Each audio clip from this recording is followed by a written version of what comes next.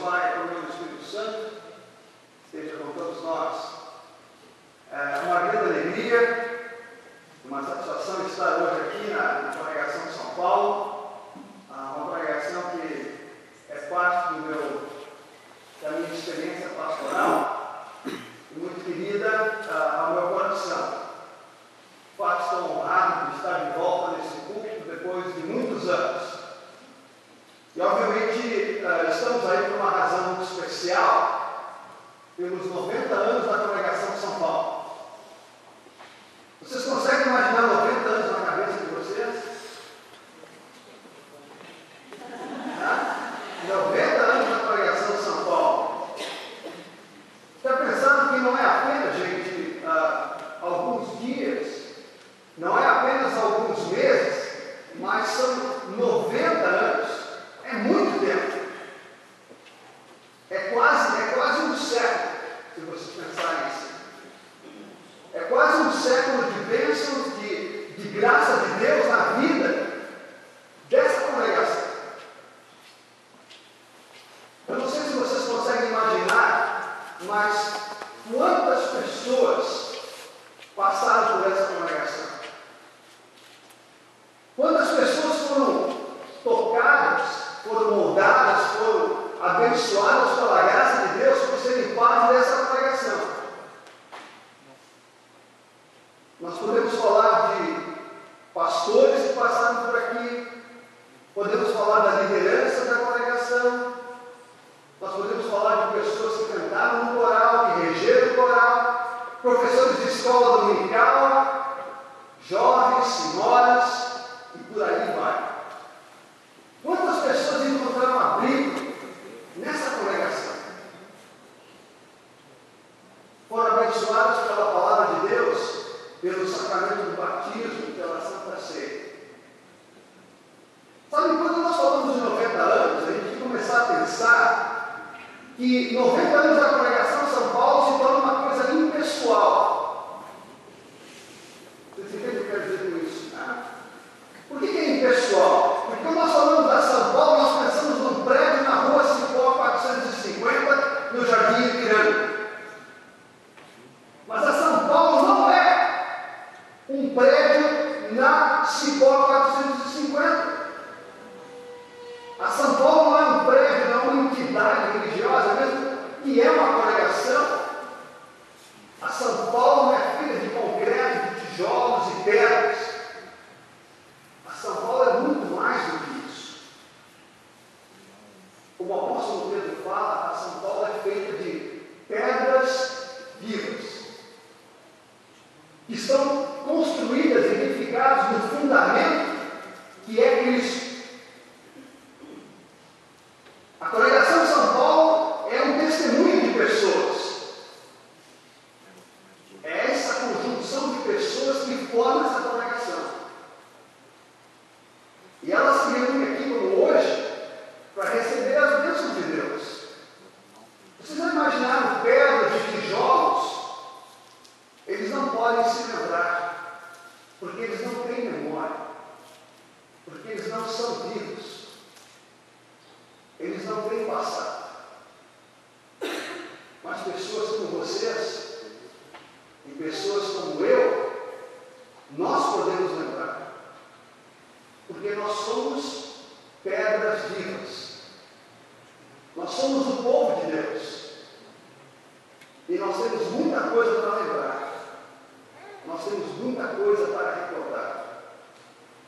Sabe, uma característica do povo de Deus é recordar, é lembrar. Sabe, isso não é uma coisa nova, não é um modismo que começou agora. O povo de Deus recorda e relembra desde o Antigo Testamento. Porque essa é uma característica do povo de Deus. O povo de Deus tem memória. O povo de Deus tem passado. O Salmo 77 que nós lemos hoje é o salmo que serve de base para a minha mensagem. O versículo 11 e 12 diz assim: eu recordo os feitos do Senhor, pois me lembro das suas maravilhas lá na antiguidade. Considero também as tuas obras todas e cogito dos teus prodígios.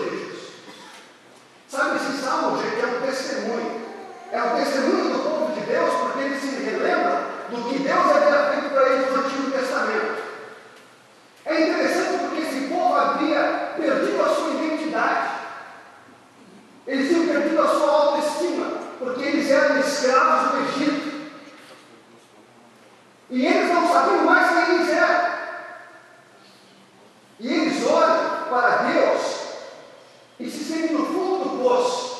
Porque eles perguntam: quem somos nós? Nós perdemos o nosso passado, nós perdemos o nosso nome, nós somos escravos de uma terra estranha. Sabe, se sentir no fundo do poço, todos nós passamos por isso na verdade. Quebrados, sem identidade. Sabe, São Paulo passou por isso também. Se vocês conhecem a história da São Paulo, em 1922, 18 pessoas se reuniram para fundar uma igreja, porque eles queriam continuar fiéis ao ensino da nossa igreja luterana.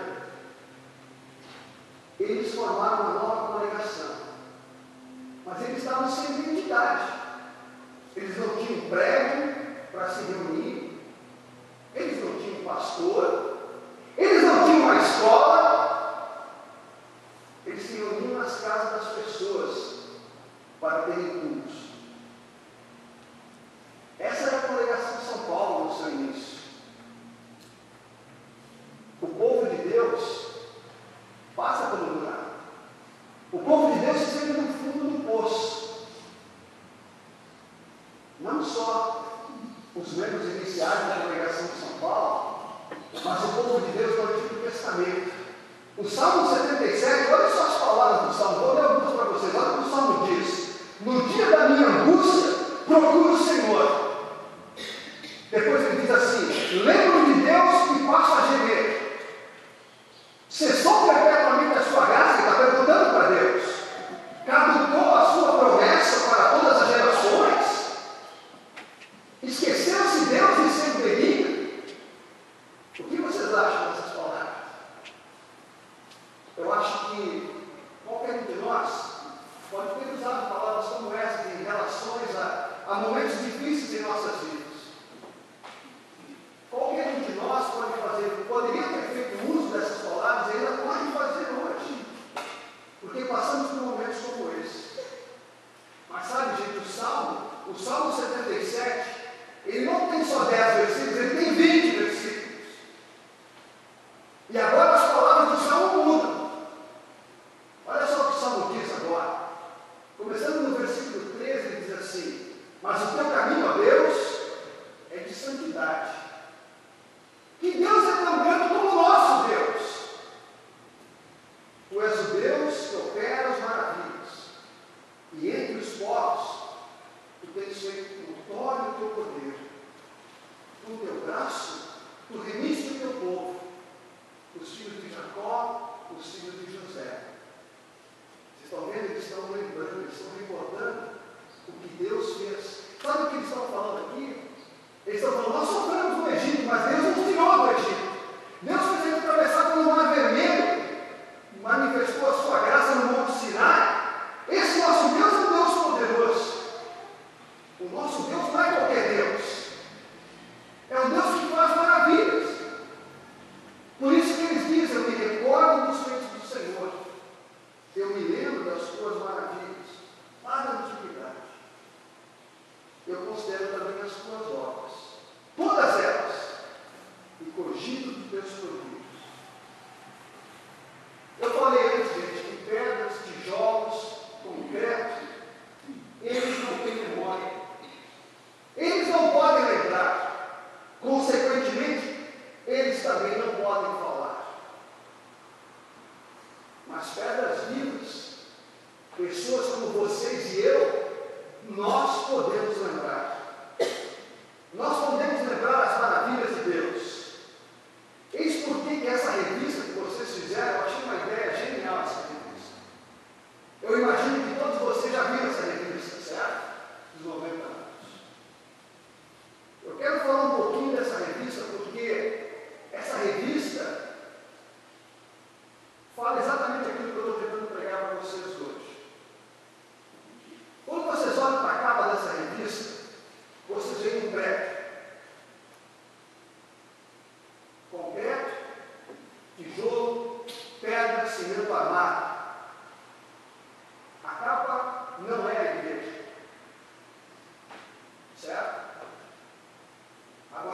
você abre a revista, aí a coisa muda. Por quê? Porque agora você vê a igreja nas fotos. Você vê as pessoas. Fotos coloridas.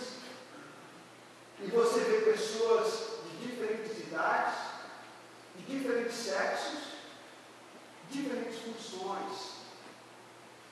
Você vê pessoas jovens, pessoas idosas, você vê pastores, líderes leigos. Olha só como é que é essa revista. A professora Alzira foi professora dessa congregação há 34 anos. Ela não está mais aqui conosco, mas ela é parte dessa igreja. Os primeiros pastores, essa igreja foi abençoada por muitos pastores. Tivemos o pastor Vanovitz, que era um pastor americano. Tivemos o pastor George Miller, que era um pastor americano. Aliás, o pastor George Miller, o filho dele é pastor comigo em San Antônio. O Daniel Miller nasceu aqui no Brasil, foi para os Estados Unidos, tinha 12 anos. Hoje tem 63 anos. Ele foi batizado nessa igreja. O pastor Herbert Keller foi um grande missionário. Foi pastor dessa igreja. Você vai folheando essas folhas aqui, você vê assim, o Arno Bell, eu lembro dele, era o presidente da congregação. Frederico Lage, o Dario Gomes, o Guido Bell, estão aqui conosco, o Salvador do Alto, o Raul Tomé. E eu não vou ficar falando o nome de todo mundo aqui, mas vocês estão vendo como faz a diferença? Essa é a igreja de São Paulo. Essa é a congregação que está celebrando 90 anos. Há muitas coisas bonitas que acontecem aqui. Há outras coisas que acontecem que a gente não se dá conta. O seu Henrique Weber tem 92 anos. Vocês viram a foto dele aqui, né? Até hoje ele vai nos hospitais falar de Cristo para as pessoas. Essa é a igreja. Essa é a igreja de São Paulo. Você tem um trabalho chamado diaconia. São 17 famílias que você serve. E você fica perguntando qual é o resultado disso tudo. Se vocês olharem na revista, vocês vão ver que tem uma mulher, aparece o nome dela, mas ela é MNM, 38 anos, tem 5 filhos.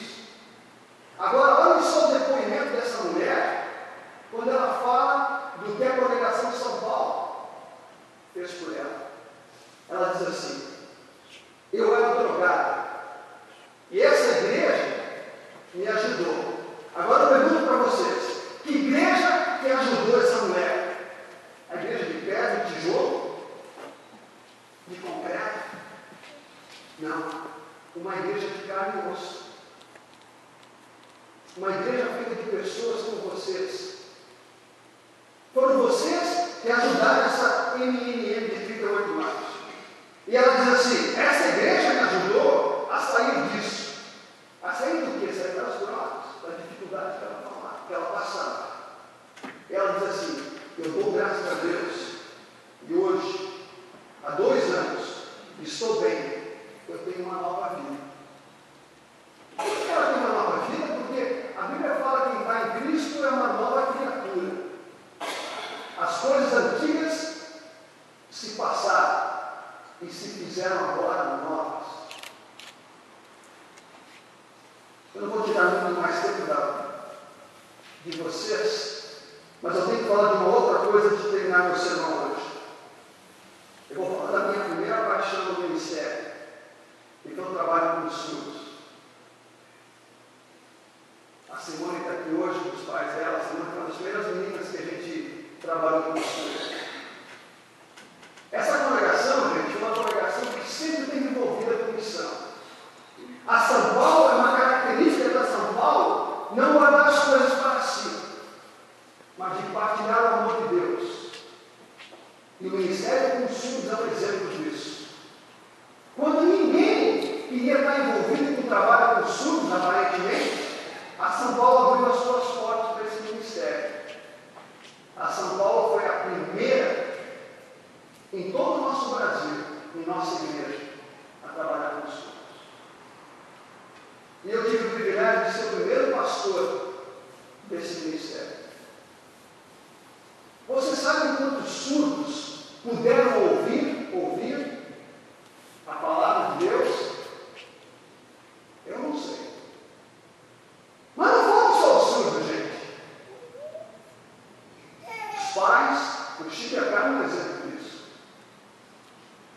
avós, os irmãos, os primos, os amigos,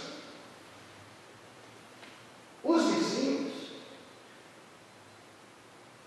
O chefe estão aqui também, hoje, o Marcos. Eu confirmei o Marcos. O filho do Marcos estava aqui na frente. Foi para a escola dominical que eu disse. O pai dele estuda. O filho dele está na escola dominical. Vocês entendem o que é a congregação de São Paulo, gente? A gente não consegue medir o impacto que Deus causa numa congregação, porque ela vai ali nessas paredes aqui, ó. E ela vai para todo o país, porque quantas pessoas foram treinadas nesse ministério, que hoje são pastores, são líderes leigos em toda parte. Quando nos recordamos os feitos do Senhor, e nós lembramos das suas maravilhas, nós consideramos as suas obras e os prodígios dele, como o Salmo fala, a gente não tem como medir isso, gente. 90 anos na congregação de São Paulo. Sabem essas histórias que eu contei para vocês? Não são nossas. São histórias do povo de Deus. E essas histórias acontecem não por causa do povo em si, mas por causa do Deus que é Deus desse povo. Deus é Senhor da história. E Deus faz as coisas acontecer. Essa revista é um exemplo claro que Deus fez e continua fazendo aqui. Esse salmo termina assim.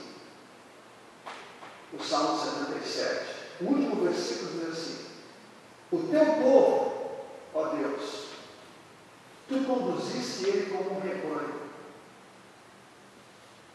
Vocês conseguem fazer uma conexão do Salmo 77 com o Salmo 23? É. Deus, o povo, era o bom pastor no Antigo Testamento. E ele conduziu o seu povo por caminhos verdejantes para a água de descanso. E esse Deus, ele também virou carne. Ele virou Jesus. Aquele Jesus que em João 10 diz o quê?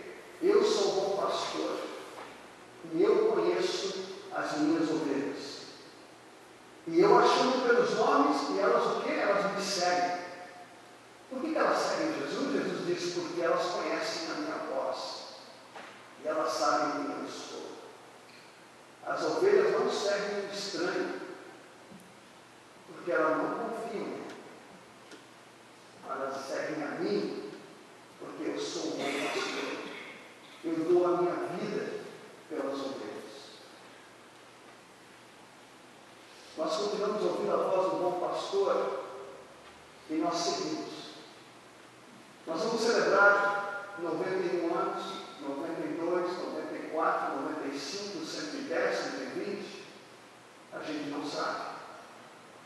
As pessoas que vão estar sentadas aqui vão ser outras. Mas nós vamos continuar sendo o mesmo povo de Deus. Por quê? Porque Deus vai continuar sendo o mesmo Deus. E nós vamos continuar seguindo Ele. Seguindo Ele porque Ele nos chama e nós ouvimos. Ele é o bom pastor. Parabéns, São Paulo. 90 anos. Continue seguindo o bom pastor. Amém. E a graça do nosso Senhor Jesus Cristo, o amor de Deus Pai, a comunhão do Espírito Santo esteja com